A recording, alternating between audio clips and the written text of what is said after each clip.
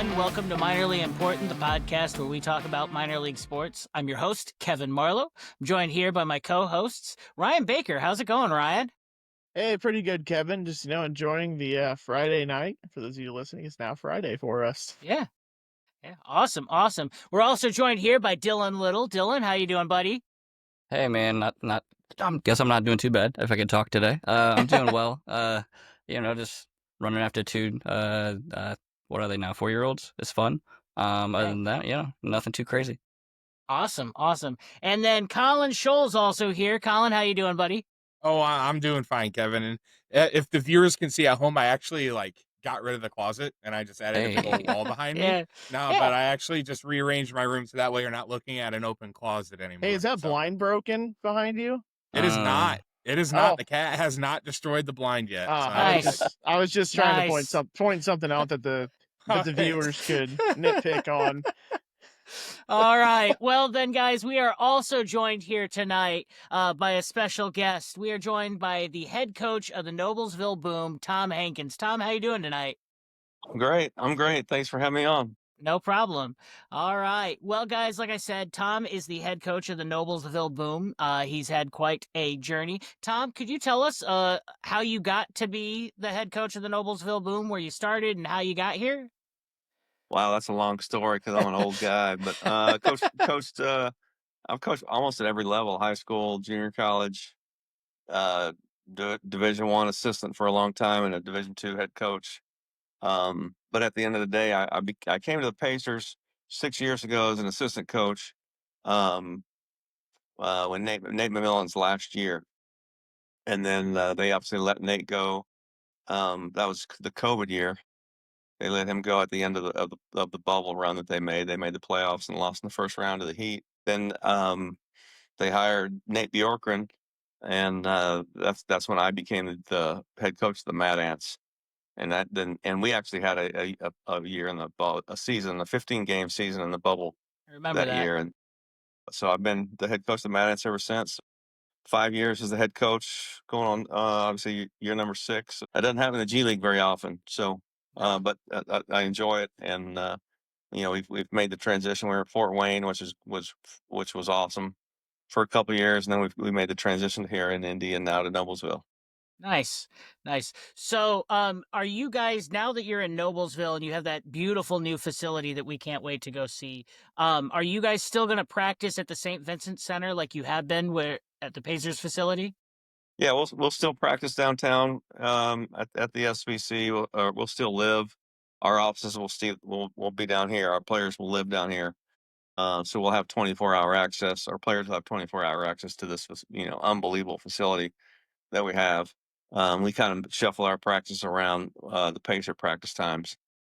But it's great because, for the players, the Pacer coaches and GMs and front office they'll pop into practice almost every day when we're here, and then we'll just shoot up to Noblesville. So I think it's 21 miles up the road to the arena in Noblesville.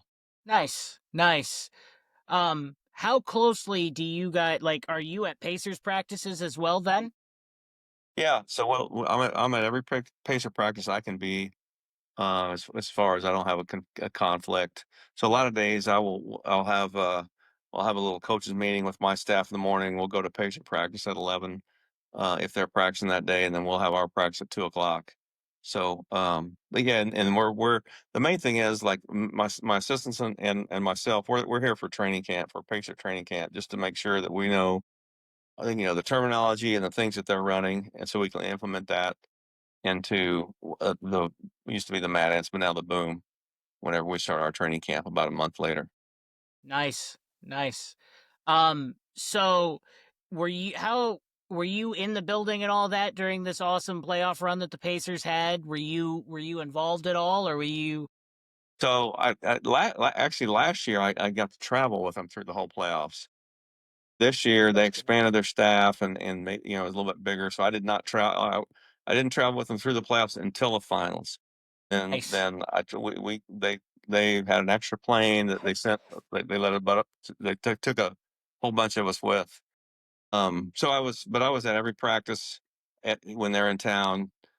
Coach Carlisle lets me be involved in, or kind of be a fly on the wall in coaches meetings, which was amazing. Just it's a lot. I learn a ton and just kind of get to observe, hear their thought process and everything.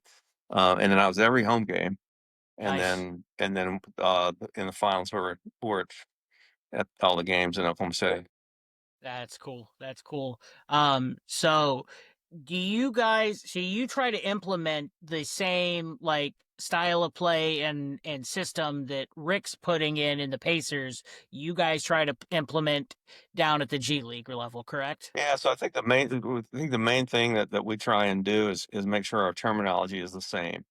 Right. And we start the year every season doing the same thing, running the same stuff they do offense on both sides of the ball.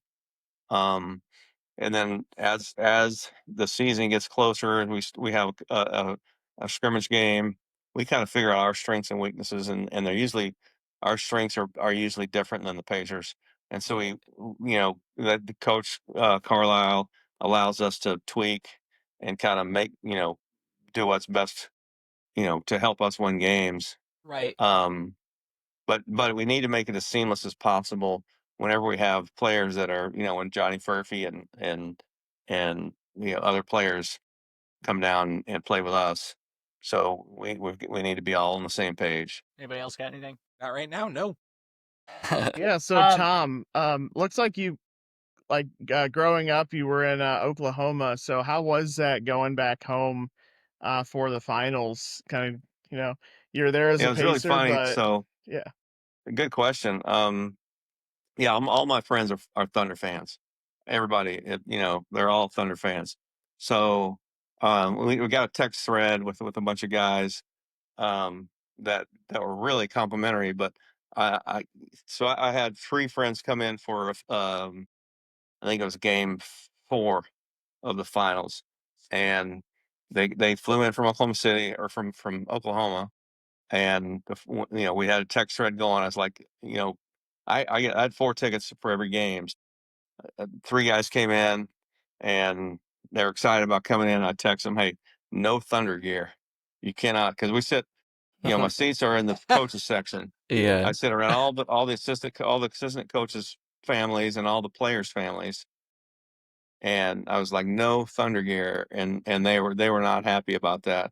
And then of course it was a game we ended up winning pretty easily, and it was super exciting and loud, and these guys were just sitting down. They're the only ones in the whole section sitting down almost the entire time while everybody else was up jumping around and going crazy. And um, but they had a good time. They enjoyed it, and they did a good job of not really, you know, cheering for the Thunder. But yeah, when I told them no Thunder gear, I don't think they were real happy about that.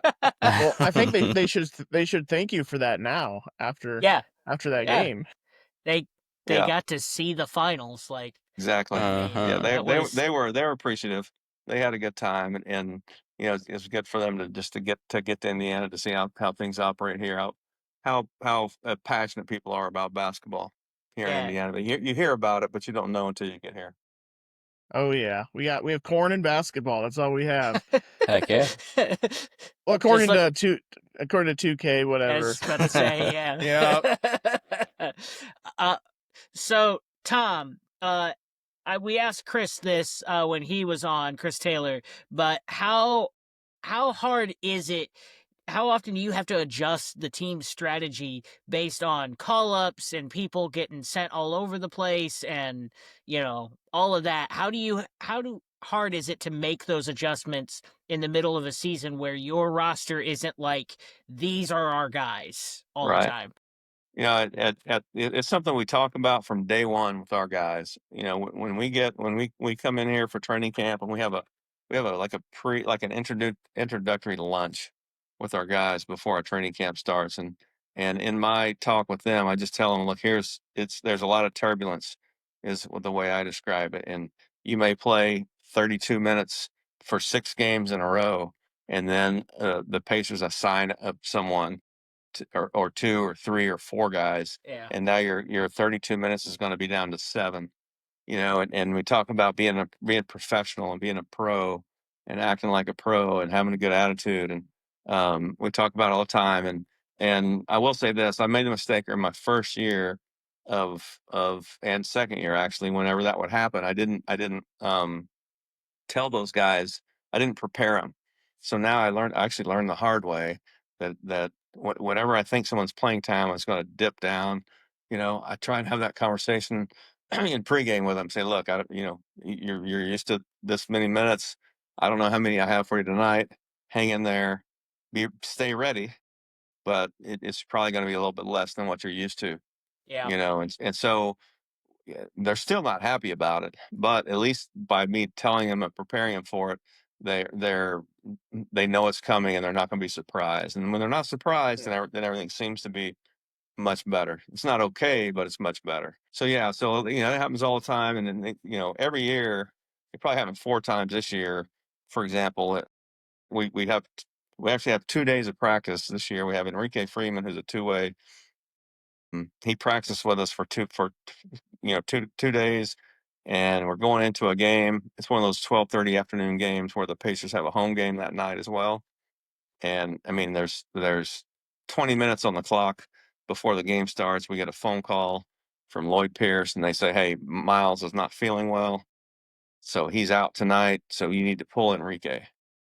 And I'm getting ready to walk in the locker room and do a pregame game planning meeting with our team. Right. Which my staff, we met at 9:30 that morning to go through starters and matchups and game plan and substitution rotations, and 20 minutes before the game, that's all out the window. So I get the phone call. I mean, I'm literally 2 steps outside the door of the locker room when I get the message. So I got to walk in the locker room and said, "All right, Enrique, you're not playing tonight. Miles is not feeling well. Okay, Kyle Mangus, you're in the lineup. We're shuffling everybody down from whoever was starting at the 3 is now at the 4, and here's our game plan." And that's kind of that's common practice in the G League. So um, you, and then the other side of it is you don't know who the other team's going to have. Right. Until you show up to the gym, you actually watch their warm ups and see who's there, and they have to put their lineup in before 1 hour before the game. But as you're preparing 2 days in advance, you don't know, so you're preparing for Right. everything. So there's all kinds of adjustments that are made. But one of the most rewarding things about it, and we had this happen probably 5 times this year, is when we have 0 two-ways and or assignment guys, and the other team has some. Right. And we've got this year in particular, we had a really good group of just good guys that are unselfish, that played together, which is really, really difficult to do in the G League. And we won a number of those games where we were basically outmanned. And that's probably the most gratifying feeling as far as coaching in the G League. Right. Um, yeah, I can't imagine. Like, is there a limit on how long before the Pacers can would tell you before somebody can't play, or is it one of those that like you could be at halftime of one of those early games and like Miles or somebody just happens to get sick in the middle of the day, Right. like you were saying, and calls you and you can't play that guy the rest of the game? Is that stuff like that happen? No, that's happened. I don't know if it happened this year, but the year before we had I think Jarris and yeah, it was Jarris for sure. But we played the first half at a 12:30 game. Rick's actually at the game. Likes how he played. Wanted to see how he was playing, and then was concerned about him getting hurt in the second half because they may need him later that night. So at halftime he says, "Hey, he's done for the day." So we make the adjustment at halftime. Man, That's crazy. Wow. yeah, That's just kind of life in the G League. You get used to it. It's really, if you embrace it. It took me a while to embrace it, but once you embrace it and you're like, well, this is just a new challenge. right, It's something that Yeah. it makes you think. It makes you make adjustments. It makes it keeps you on your toes. So it's one of those things that yeah, it can be it can be not very fun if you complain about it or if you have Right. the wrong attitude about it. But if you embrace it, enjoy it, and say, "All right, here comes a new challenge. And you get to try new things, you get to implement new things, experiment. So, again, if that happens and you experiment with something and it goes wrong, then it goes wrong. You move on to the next Right. game. I mean, and that seems like it would be a good practice to get players ready for that weird instance where, well, when Halliburton got hurt, to just that next man up mentality when they move on to the next level. And that just seems like that would help practice that. Oh yeah, yeah. I mean, I mean, I can give stories all day long. The one of the great ones was we were down to 8 players. You have to have 8 players to play a game. If you have less than 8, then you have to reschedule or forfeit. So we had 8 players, one of which we had just added. We just added, picked up traded and got a new player. Who was it? He played at Tennessee anyway. He would be we traded for a new player, and he was going to be our 8th man. Well, he shows up on game day, and we're getting ready to take to we get to the gym, and we're talking to him, and he's getting ready to get taped, and he goes, "I can't play. I've got a bad knee." And we're like, "What? Nobody told us before the trade what you're supposed to divulge, Right. or you Yeah. wouldn't have made the trade, right?" Right. I just went to him and said, "Hey, look, you're gonna have to suit up just so we can play the game. All right. I don't plan on playing you. If something were to happen and we were get down to 4 players, I may have to throw you in there." Right. And he kind of looked at me like, "Hell no, I'm not going in." You know? Yeah. And so and we were good. This is when we had Justin Anderson, Gabe York. So we were still playing part of some of our games in Fort Wayne and some of them in Indy. Uh, and I think we're up in Grand Rapids. And I'm thinking we'll be fine because we're good. Those 2 kids can play, Justin and Gabe, and we've got a good team. Well, 2 minutes in the game, Gabe York blows an ankle. Oh, And now we're down to 6, right? Justin Anderson dang. scores 32 in the first half. And, we're cruising at halftime. And someone fouls out with midway through the third quarter. So now we're down to 5. Okay. And Dang. we completely run out of gas. I run out of timeouts. We don't foul anybody else out. We end up with 5, but we have like an 8-point lead with 2.5 minutes to go. Yeah. And and we're just out of gas. We're out of timeouts, and they just make it run and they win the game. And Dang. I mean, nothing you can do about it. It was a Right. Right. helpless feeling as a coach. You just do the best you can do, and you know that was just the circumstances. Do you think that was probably one of the worst, funky changes that you've had to your roster during a game for sure? Yeah, that was probably worst case that we've had. Yeah, that was extremely frustrating because we were feeling good, we were rolling, and Justin scored 0 points in the second half. He scored Dang. 30. Oh, He scored 32 in the first, and I think he ran out of gas and was tired and really couldn't make a yeah. shot in the second. It was always a joy to watch him. Yeah, Yeah. Our last season with him and Gabe York, those two were a lot of fun to watch. Yep, I on remember fire. several times. I remember several times Justin would hit a huge like dunk or something, and he would point to us and do this and just fire us up because he knew that we would do our we had one little groove that we would play for a big play, and every time something like that happens he would want that and he would point over to us and signal that, and it was he's unbelievable in that respect, regard. He knew where the cameras were. He a lot of times he would get a breakaway dunk, and he would dunk and hang on the rim and look right at the camera oh yeah. so they could take either the TV camera or whoever the social media person was. Yep. And he had all these amazing poses, Yeah. of him dunking the ball. Yeah, he's one of a kind for sure. Man, I mean, down to the fact that he always had those bright green Grinch sneakers on, to Yeah. where Dan Vance was insistent that when his bobblehead came out, that they would have those shoes on it. He's like, I'll let you pick your hairstyle, what color jersey you're wearing, but you gotta have those shoes on. Exactly. No. Yeah.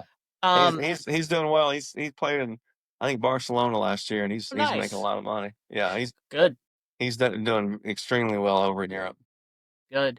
And then Gabe York was on an Amazon um documentary about Yeah. the G League that last season too. That was cool.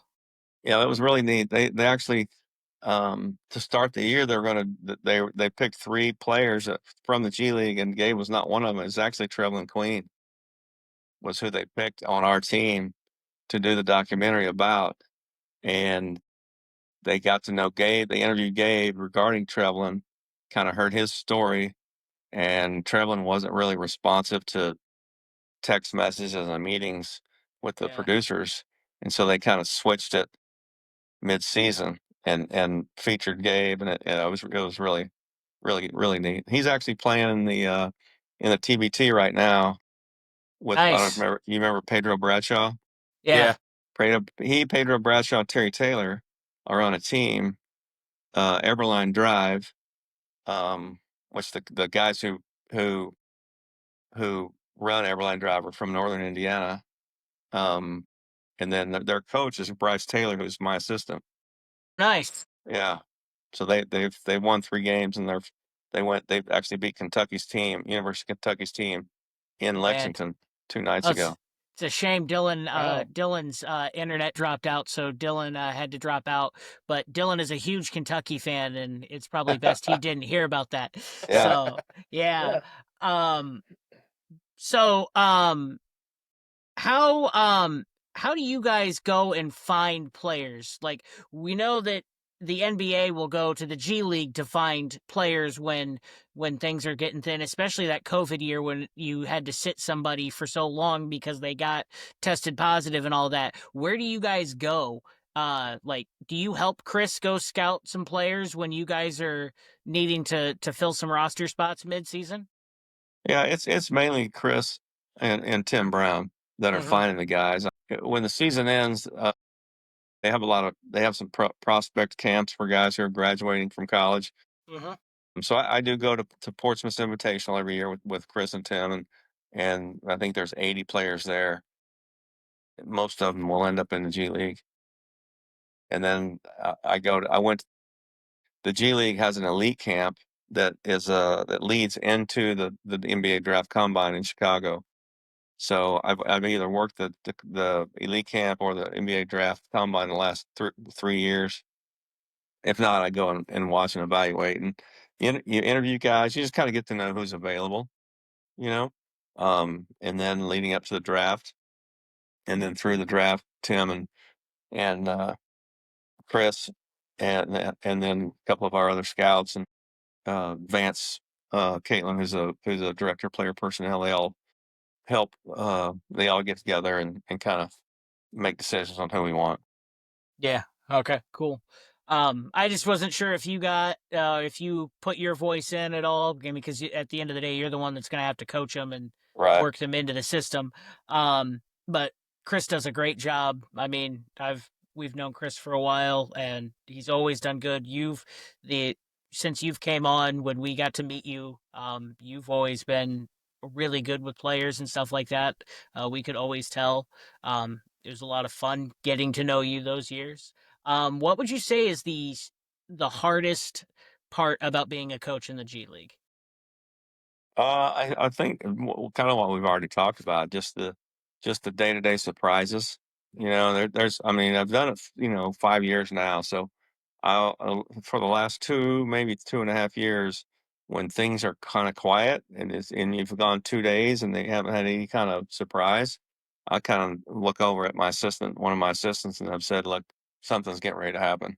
It's just too calm right now. We're going to Yeah. have an injury or a trade or or a call up, or something's going to happen. And it usually does.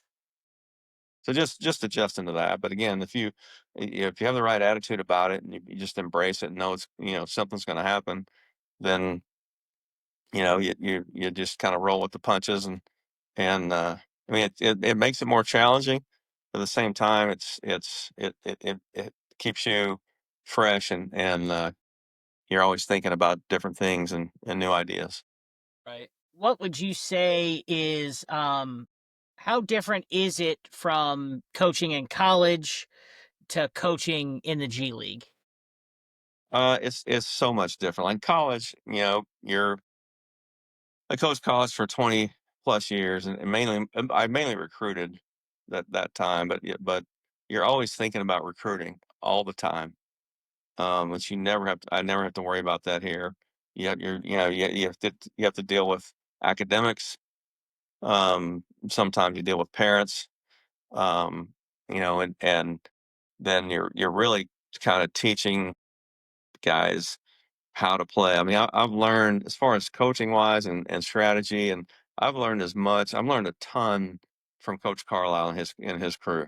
I mean, again, I've been here for 3 NBA head coaches. All right, I've learned from all of them. I've learned more from the players that I've coached than I've learned from all of those guys. The Gabes, the Justin Andersons, the guys who've been around, the Elfrid Payton, Jordan Bells, the guys who have played a million games, Yep. because we play 50 games with those guys, and I can't, especially when we had Elfrid and Jordan, I would walk in at halftime every day, every game, and say, EP, what do you got? What do you think? JB, what do you got? What do you think? And a lot of times they either say something to me or say, look, we've already talked about it, Tom, we're good, you know. Um, so, and then after the game or in practice, just talking to those guys, watching video with them, um, so just all those aspects, I've learned quite a bit, but that's the main difference in college. In college, it's, you're teaching them, you're trying to mold them. You have to rep things out in college over and over and over to get them to learn. Here, it's 1 or 2 reps. They got it. Let's move on to the next thing. Yeah. Um what's something that that's part of the G League like from your behind the scenes look that fans may not really think about and know? Like what it's minor leagues are always known for grit and stuff like that. But what's something behind the scenes that fans wouldn't guess players or coaches to have to deal with and stuff like that? It's just the fact that I mean, it's like, it's, NBA plays 82 games. We play 50.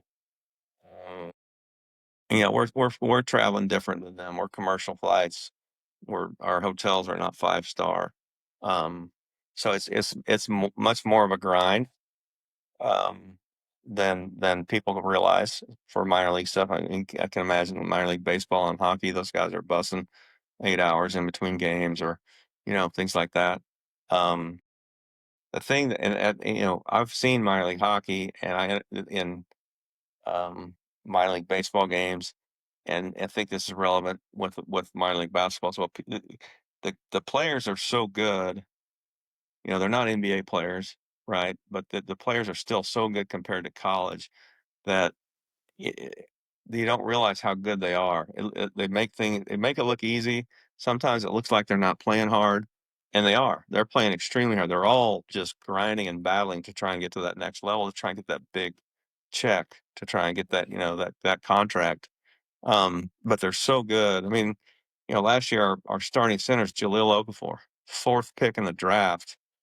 As a freshman, won a NCAA championship with Duke.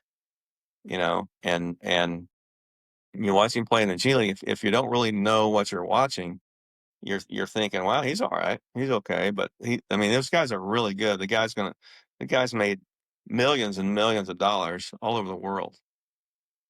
And so and I understand. I understand it's hard to appreciate it, but because everybody on the floor is that good. I mean, we've got McDonald's All Americans coming off the bench in the G League. So Yeah. people, but they're not household names, so fans don't really know how good these guys are. Right. Josiah Jordan James was a rookie for us from Tennessee last year. Played at Tennessee. He was a McDonald's All American. He turned down Duke and he went to Tennessee. I mean, he's a good player. He's a great Right. player. Mhm. He's coming off the bench for the Mad Ants, averaging 6 points a game. That's That's high level stuff. right. It tells you how good this league is. Yeah, I mean, we talked about it with Chris Taylor.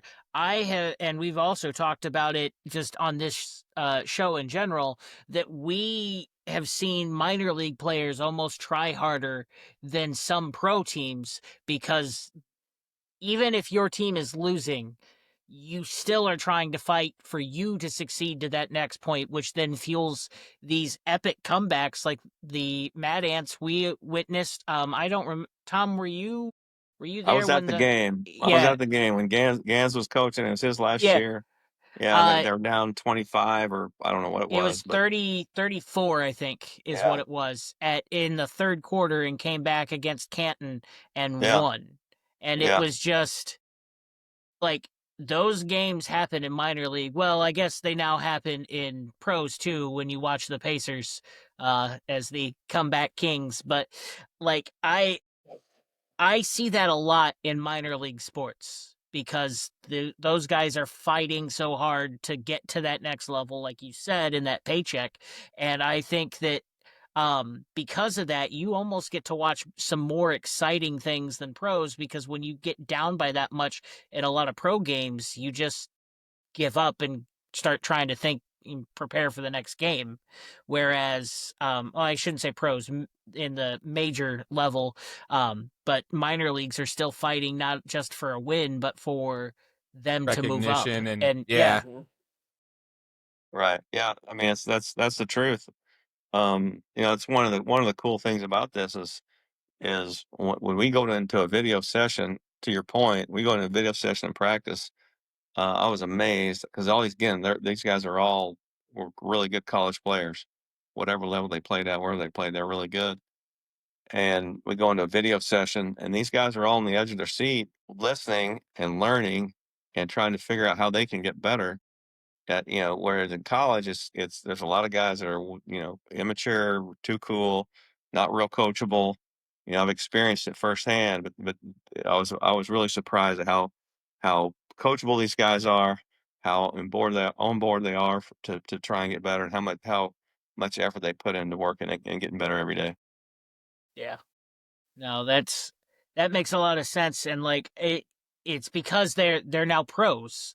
I mean, I've seen that with I used to teach high school drumline and then taught or well not really taught but ran the drum line for the Mad Ants for you guys. That there was a lot of struggles with high school kids because of not wanting to be, as you said, coachable. And so, I mean, I kind of make that same, I can see that happening for you because they are now on the pro level. And that had to be easier. That had to be a pleasant surprise as a moving to the position you're in now to have that. Yeah, yeah, it's awesome. I can't tell you how much fun I have going to work every day.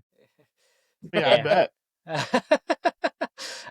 um, out of all the arenas that you have had to play in and stuff like that, what is probably one of the coolest ones that you've gotten to coach in?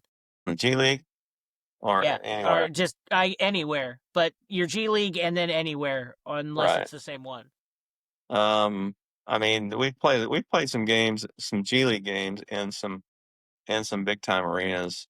I mean, in college, I mean, I wasn't the head coach, but in college, when I was at Oral Roberts, we played at Kansas, and to me, that's the best arena there is as far as basketball tradition. Their crowd is unbelievably educated and passionate, and I know this is IU country, and I've been to both places. Everybody I know that have been to both places that are somewhat non-biased thinks Kansas is it's on Naismith Drive is the name of Mhm. it's Fog Allen Fieldhouse. That they have the original rules of basketball are in the lobby. I mean, it's just the tradition that they have there is second to none, in my opinion. Um, but I've coached like we've played in Cleveland's arena, and we obviously in Cambridge. Trying to think what other big arenas we've played in. But then what's really cool about the G League is like there's some really good small venues like um, the Boston Celtics G League team, Portland, Maine. They play in this arena. They share this. It's got to be 80 to 100 years old bandbox that the local high school plays in. Awesome. And it seats about 1,200 people. There's you have to go down 2 flights of stairs to get to the locker rooms. And it's old and smelly but it's got history. You walk outside and they also have a minor league baseball park connected to it that looks just like it has a green monster. It looks like Fenway, or it's got some Fenway vibes to it. So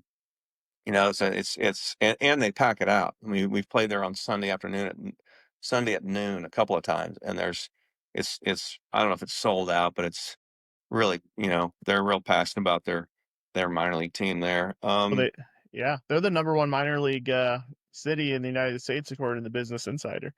Yeah, I mean, we just did that list. Yeah, it's really cool. Cleveland has just refurbished an old 100-plus-year-old building that's amazing for their G League team to play in. Let's see. I mean, there's some, a lot of the venues are kind of stale and older, and then some of them play in their NBA arena. But I can't tell you, you guys really need to come check out the new place in Noblesville, man. They did a phenomenal job. It's a first class building for sure. Oh man, I bet it feels so nice to actually have your guys' own locker room.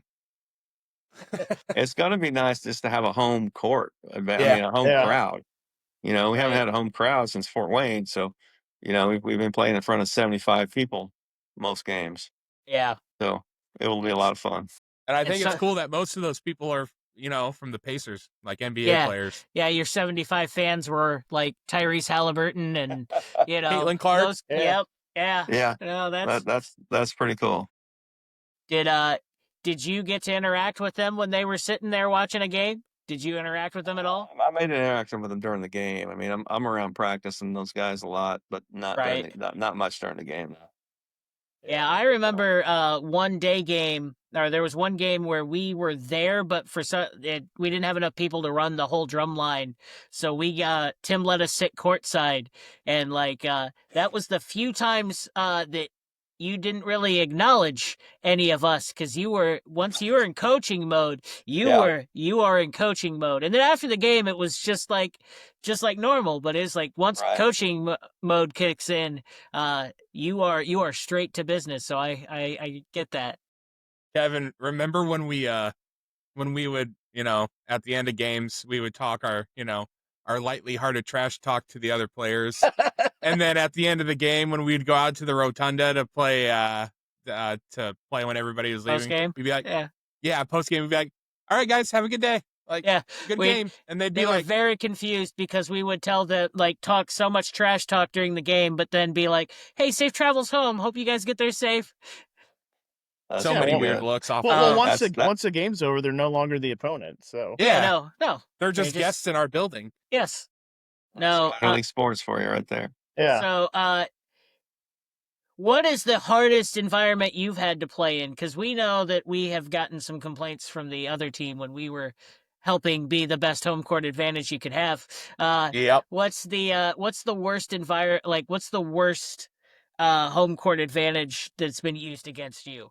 Oshkosh, Wisconsin, where the Bucks, their G League team is. It's another small venue. It's their own place, but it's a little bit older, and they've got the seats are right on top of the court. Like, oh no, so how it is. They sell those seats right by the bench. Yeah. So we've had I've had some drunk guys talking to me, and who was it? I think Dwayne Washington had one of the guys kicked out of the game. Nice. There one time. It's what's a really cool place that they do a great job at is Grand Rapids. So they're a little bit different. They have an owner that owns their G League team, and he kind of partners with the Denver Nuggets. You know, kind of like the Mad Ants used to be when I think Potters or Yeah. owned them. Mm. But they're still that way, and they do a phenomenal marketing job. And so, but they have fans that are right there on top of you, right there sitting by us. I've kind of gotten friendly with I'll say some smart comments to the officials and the guys that are running the scorekeepers, the score clock. You know, they laugh it up. So I've kind of got a pretty good relationship with those guys. Um, so that place is a lot of fun. But they have, $2 beer night there a lot, and so Yeah. people kind of get not out of hand, but they make it a tough environment. Yeah, Cool. for Yeah, sure. I know that. I know for a fact we made it a tough environment too. Yeah, But without the alcohol, of course. So we were sober as as can far as be. we know. yeah. Oh no, there was no alcohol. I made sure of that because legal would have had my head. Take And that, then we legal. would be fired. Yeah. No, the I don't know, Tom, if we ever told you. I we got 2 players from the Bucks fined at one game. Nice. For things that they said to us that were not appropriate, and I will not repeat on this program. But we got them, and Dylan Little did also get a charge coach to break his clipboard during that comeback game. Nice. He's like, man, I hope you guys, somebody on the team knows the Heimlich maneuver because this looks like a choke. And he just turned around and took his clipboard and just smashed it. That Yeah. was a joke. That's a good Yeah, line. yeah. It Oh, was. It I was. certainly pulled out the Reggie Miller at the end of the game. I pulled the Reggie choke sign at the end of the game. That was a lot of fun, and that was probably one of my favorite games that we got to play at. I also remember that a Out of buddy. all the games. Yeah, my buddy, him and his wife had never been to a Mad Ants game, and that they're like, we really want to go. And at halftime, I'm like, are you guys having fun? He goes, yeah, it's it's a lot of fun. I'm like, well, this is not the game I wish you guys would have come to. And then at the Right. end of it, he goes, that was the greatest game I've ever watched. That's Yeah. that's sports right Yeah. there. Oh, I loved it. Yeah. So Tom, we have kids coming out of high school. They obviously have to do the 1 year in college in between. But so what makes, a player make that decision, or what helps them as far as, do I stay in college, try to get that NIL money, go to the NBA, go to the draft where I know I'm going to get sent to the G League, or even going overseas. So like, what kind of helps that decision for a player? Now with the NIL, it's changed quite a bit in the last couple of years. I mean, those guys, there's a lot of the money is so big in college now. There's all the guys that or a lot of the guys that were going to come out and be second round draft picks are now staying in college, if they still have eligibility, because they're making so much money, Yeah. and so I mean, there's a lot of guys that are making more money than they'll ever make in the rest of their career. Right now in college, there's a lot of, I mean, you can call it Mhm. overpaid or whatever. They're taking pay cuts to be a second round pick or a G League player. You know, now it's all a financial decision, whereas before it was more of a, well, I can go to the NBA or maybe G League two-way or a two-way contract and make more money. But as it is now, they're all staying in and so that and making more money. So does that mean the draft classes will be smaller for the years coming up too? Last this draft class and last draft class, the second round picks, late first round, in my opinion, the late first round and second round picks have not been as talented as previously. But that will all even out as those guys all get to where they exhaust their eligibility. Now they have to Mhm. go into the NBA draft. They can't stay in Right. college and make more money, you know?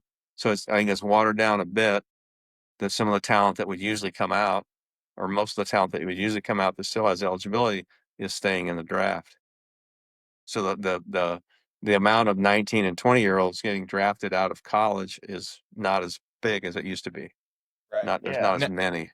Now, would you rather them Okay, so since all this is happening, would you rather them stay in the college level for 4 years, making that money, being the best they can be at the college level? That way, they're ready. They're they're more prepared to be in the G League and the NBA. Would you rather it be that way? I think every single situation is exclusive. They're all different. So some guys, by staying in college are going to get better because they're gonna they're just they're not quite ready to be out on their own. They still need to be monitored. They still need to be kind of structured. Because once you go pro, it's you come to you come to work every day for 4 hours, 3 4 hours, whatever it is, and then you're done. Unless you go, then, you can go back to the gym later if you want. A lot of guys do, but there's a lot of downtime. In college, you're pretty much every day, every hour of every day is scripted. Here's what you're doing. You've got class, you've got weights, you've got study hall, you know, and so it just depends on the maturity level, the thought process, of where you are at that point in your life. Some guys, now if you come out and get into the G League situation or an NBA roster, you're being prepared to play professional basketball. You're being taught to play how to play professional, not college basketball. It's just there is a difference. Some of those guys can come out at 19, 20, have the maturity to work hard and take advantage of the professional strength coaches and the nutritionists and everything that NBA teams have to offer, and they improve. But some of them still need to have that structure, the college offers to improve. Again, every one of them's different. Like Yeah. Johnny Furphy came out. He played 1 year. He actually, yeah, he played 1 year at Kansas. We drafted him at 18, I think. He's 18, turns 19 while he's here. He puts on 20 pounds while he's plays. He played 15, 18 games for us. A bunch of games for the Pacers. Put on 20 pounds. Got there and watched. Got to be on the bench for the whole NBA playoff run. Go through all those practices, all those video sessions, all of that. And he is a really mature, very perceptive person. So yeah, I feel like he really benefited from that. But not everybody would. Not everybody would treat it the same way. Some guys would be out partying. Some guys would, Yeah. take it for granted, whatever. Yeah. At that same age. Yeah. So Yep. I really don't know. I mean, answer your question. I think it's just different. Every person's different. Everybody's different. Yeah. Yeah. Yeah. Johnny Furphy was a monster in the summer league too. I watched some of those games. Did you like that Yeah. dunk? Yes, I did. Yes. Yes, I did. Dang, that dunk was So, nice. On a poster. Yeah. Do you guys work with them as far as, financial decisions? Like, hey, you're a young guy now. You just got, a couple $1 million. Like, is there somebody in the organization that says, hey, be smart, spend your money wisely, don't end up like these basketball players down the road who are Right. homeless? Right. Now those guys, they all have agents, and their agents take care of their finance. They have financial advisors. They have financial planners, and then the NBA has, for all the draft picks, they have these rookie transition programs. They have all kinds of resources to help them maximize their not only their financial stuff, if they want to keep working on their degree, um, you know, sports psych help, or we have a sports psych person that helps them with that mental stuff, retirement planning, all that. So they're all they have access to all those things. That's good. That's good because you hear those stories. Those guys just Yeah. blowing money and I don't know buying that their there's many friends' of those houses. stories anymore. I think that they were back in the day, but I don't anymore. I think there's so many resources for them. I'd be surprised if anyone slipped through the cracks. Yeah, I'm just a big Philadelphia fan. A Yeah. certain guard that went through. Delonte West, yeah. Yeah. Yeah. Well, more of a Iverson Oh, situation. okay. Yeah. Yeah, that was, I think of that story, it's like, wow, Yeah. wonder how He's often that still happens. he's still getting paid by Reebok. I think he's okay. Yeah, yeah.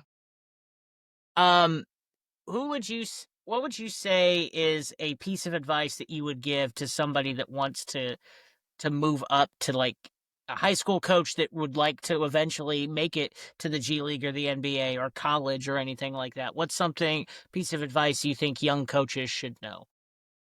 A lot of it's about who you know and just catching the right break. We get these questions all the time, or people get in contact all the time that want to get into it. You have to take a job, a low level job that's not going to pay well, and work your tail off and you have to make it so they can't get rid of you. You have to figure out how to be so valuable that they cannot get rid of you. They need you around.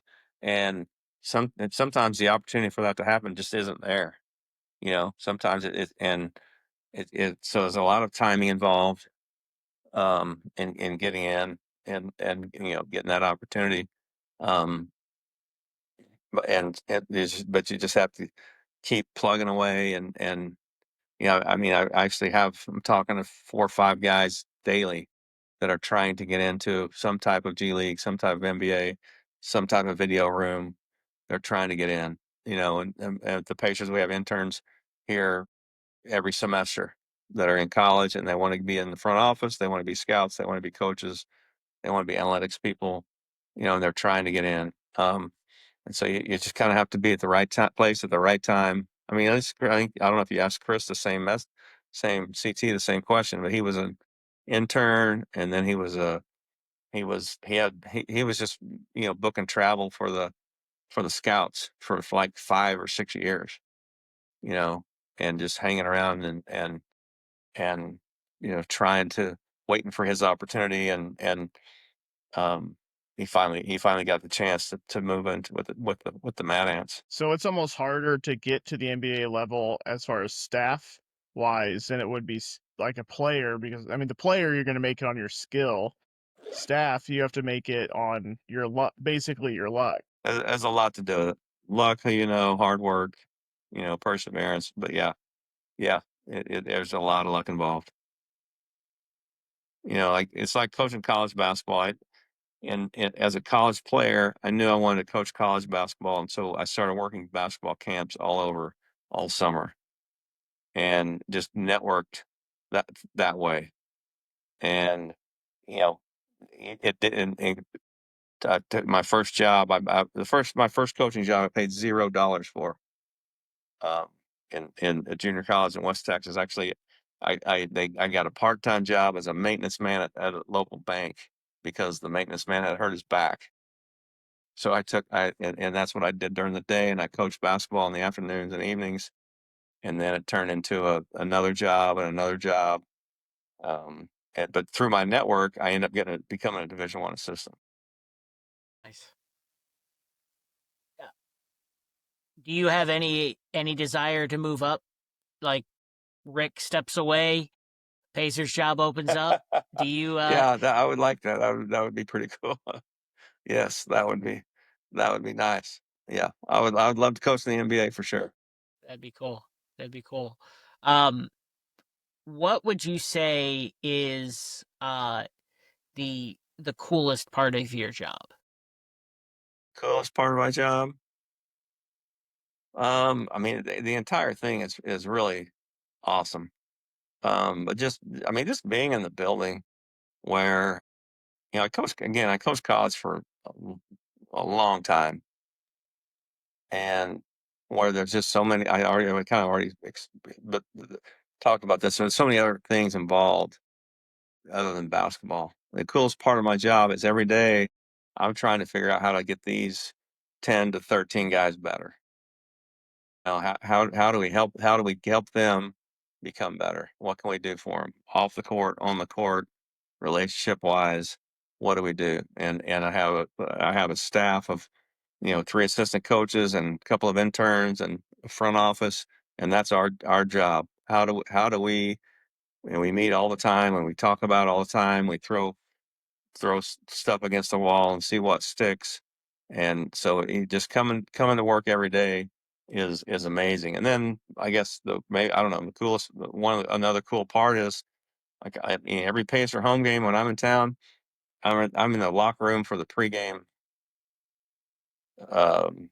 game plan. I'm a fly on the wall in the back of the room, just watching what's going on. Go sit down and watch the first half. I come back, I walk back in the locker room at second half or at halftime, listen to the coaching staff and the players make decisions on how they're going to change and what they're going to do differently in the second half.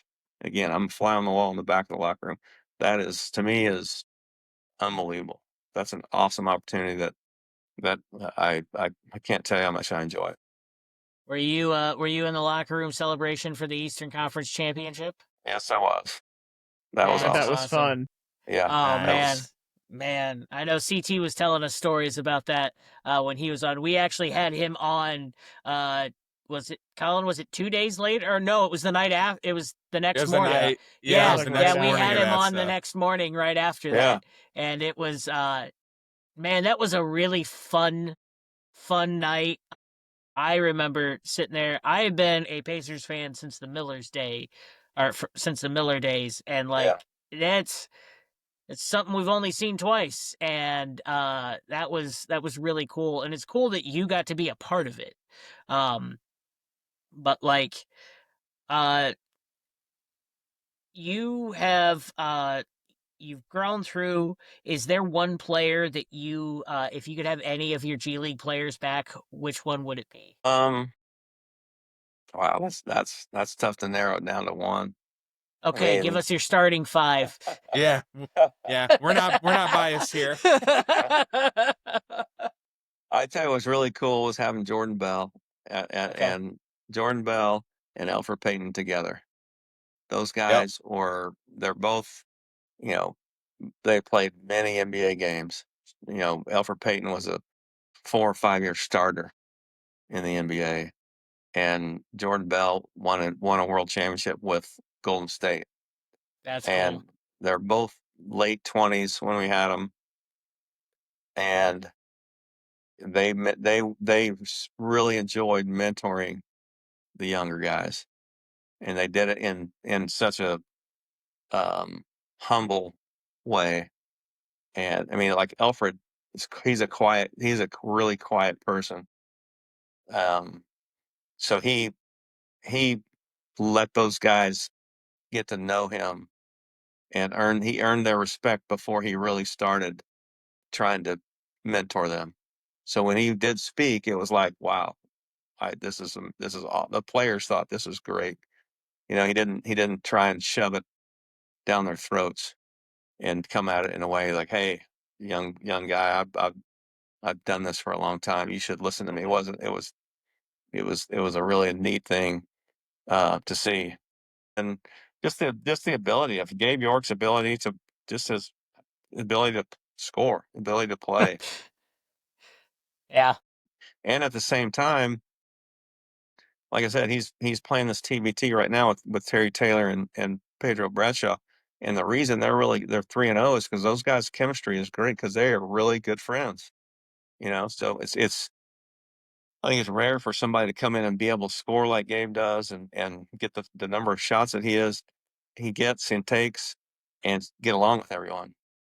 I You mean, know? Gabe York got along with us too. Yeah. At one of those Pacers, the Mad Ants nights at a Pacers game when we had that huge staff dinner there. He came up to us and thanked us for what we did.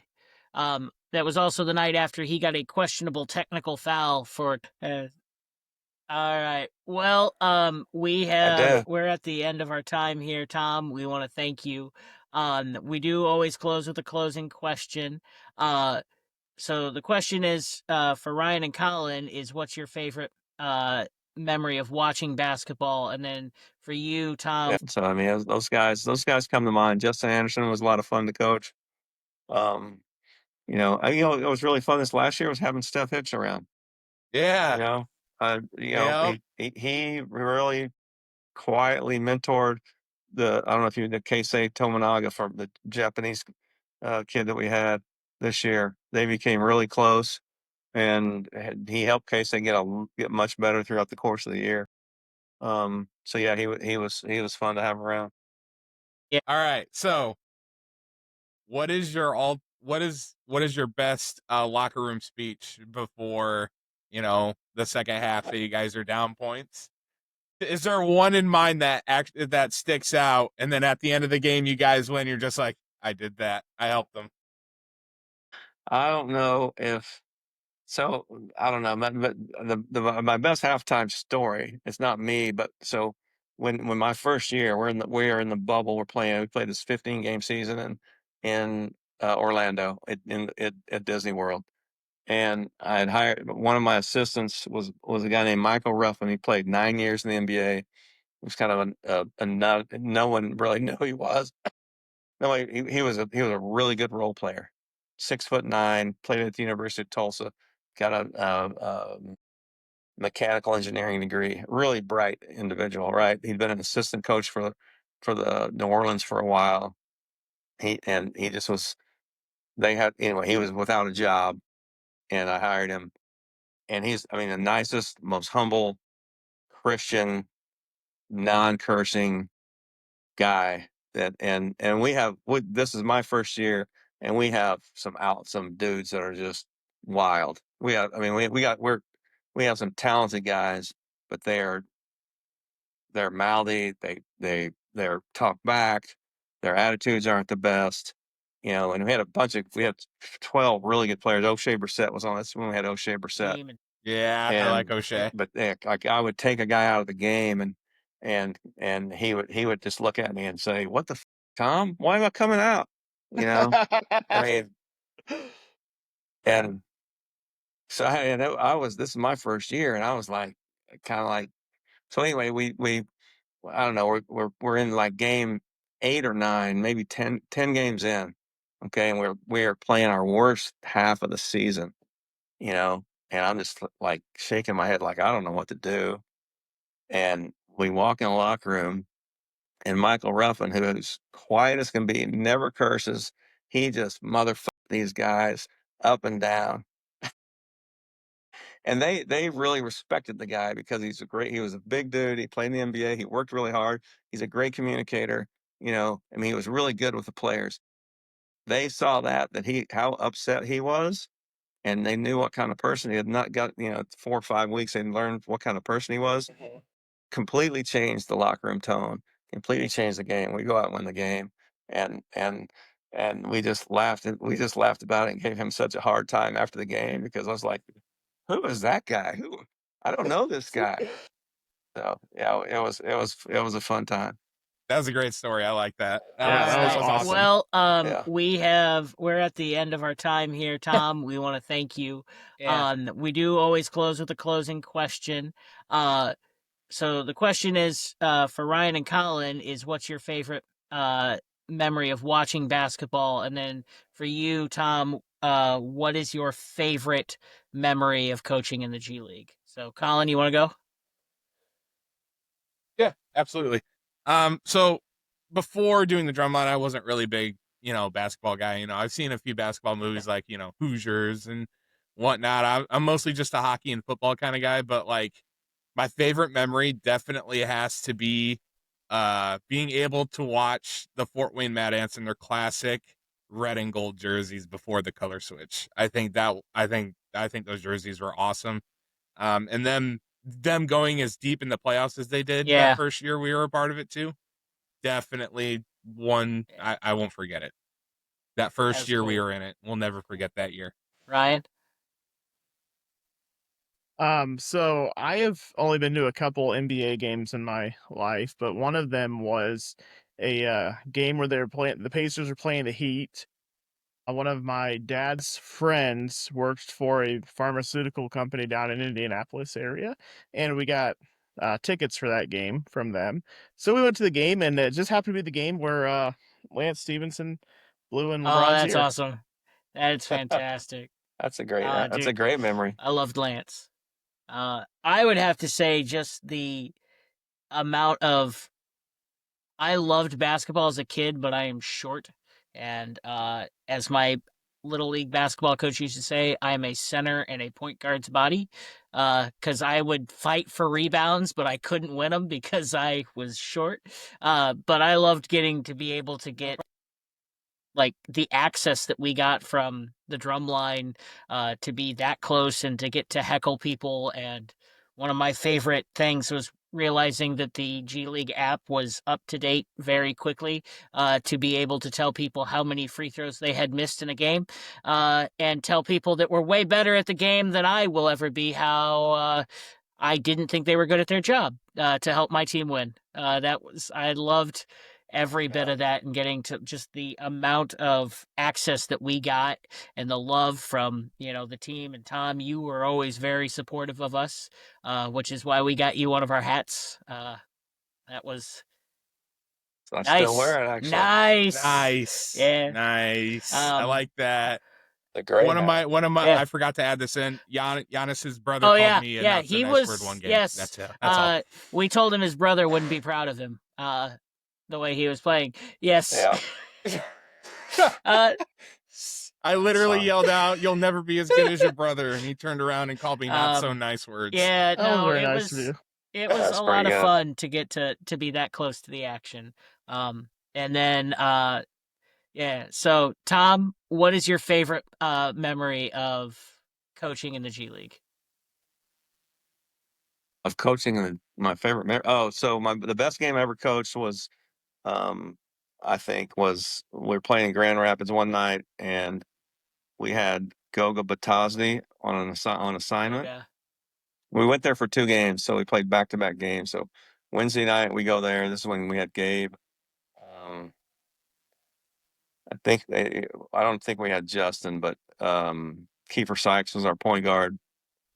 And we had Goga and Gabe, and we go there the first night and we win the game, but they had signed Isaiah Thomas. I don't know if you remember Isaiah Thomas played with the Celtics, and and he didn't play that night.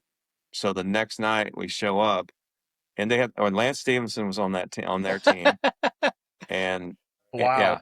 and they've got Isaiah Thomas, right? And so we end up winning the game 135-132 in regulation. Gabe hit a 35-footer to seal the game. Goga Batazzi was 7 for 11 from 3. He had 38 points. Wow. Isaiah Thomas had 42 points. Oh my God. And I just remember I'm standing up, our coaches stand up during the game, during the fourth quarter, like 2 minutes to go in the game. And it's just back and forth, back and forth, back and forth. And I'm just sitting there watching and going, this is amazing. These guys are incredible. And I'm the head coach of one of the teams, and I have no control over I have zero control or input on what's going on right now. They're just out there playing, but we end up winning the game. I just walked in the locker room and sat down, like, that was incredible. Just the level of play was amazing. Yeah. Especially against Lance Stevenson and Isaiah Thomas. That's absolutely insane. Yeah. Lance actually, he helped us win the game by taking some suspect shots late in the game and missing. Oh, all really right. Well, that's fantastic. All right. Well, Tom, thanks again. Is there anybody you'd like to shout out before we sign off for the night? I mean, just appreciate all you guys, and appreciate everybody in Fort Wayne. While we were there, they were amazing to us. And we just had a great time the years that we were there. So thank you guys for having me on. I appreciate it. No problem. All right. Well, with that, guys, we've run out of time. Colin, what do we say? Cue the music. All right. See you guys. Yeah. Thanks, guys.